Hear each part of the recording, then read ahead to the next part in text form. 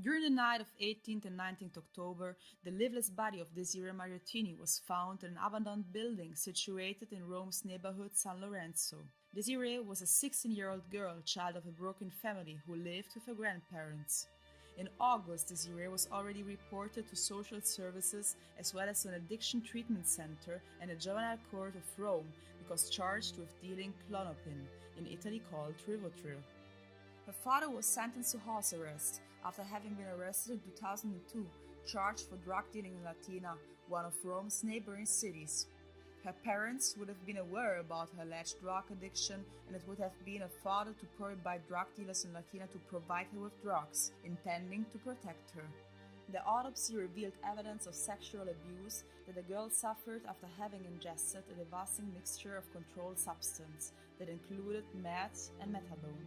Nevertheless, the evidence of sexual violence investigation revealed that her death was caused by cardiorespiratory insufficiency. Building on the power of attorney's reconstruction, the girl was hanging out at this place since 2 weeks, where she used to get provided with drugs. During the night of 18th October, after having ingested the fatal cocktail of controlled substance, Desirée drifted into a fugue state and could have been gang raped. No one called for help, and her offenders left her lying on the floor and died. It is due to the testimony of other frequenters of the abandoned building that the names of 4 main suspects could have been identified. Muriel is one of the main witnesses. He is a drug addicted that found the lifeless, half-naked body and called for help together with other frequenters of the degraded place.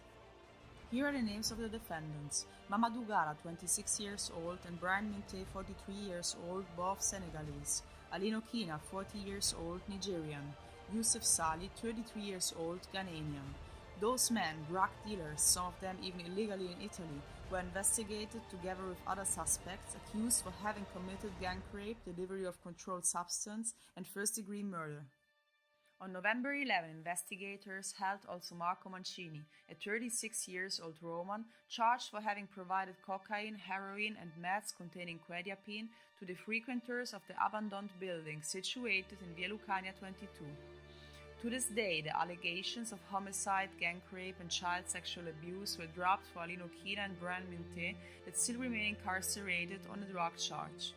On November 14th, Mamadou Gara was charged by the re-examination court with the homicide of Desirée. He would have been the defendant whose presence, according to witness statements provided by the frequenters of the building, was mostly recognized at the crime scene. The verdict on Yusuf Saila has still to be pronounced. According to witness statements, he is certainly one of those who, other than having abuse of a child, would also have prevented others from calling for help. To date, Saila dismissed all charges against his direct involvement in this case. Even though the decision taken by the re-examination court, Public Prosecutor's Office of Rome intends to continue investigations and try to consolidate evidence by comparing the ADN of the suspects with biological evidence found on the victim's body. This is a case built on witnesses, and investigations are still ongoing. Too many are the open questions waiting for an answer. Is it true that Desirée was not alone but with a friend of hers that didn't intervene to help her? What was Desirée's real intention by going to the building that day? Was it to get drugs, or was it to retrieve her tablet that had been stolen there? Still too many the hidden truths. We wait for authorities to shed light on it.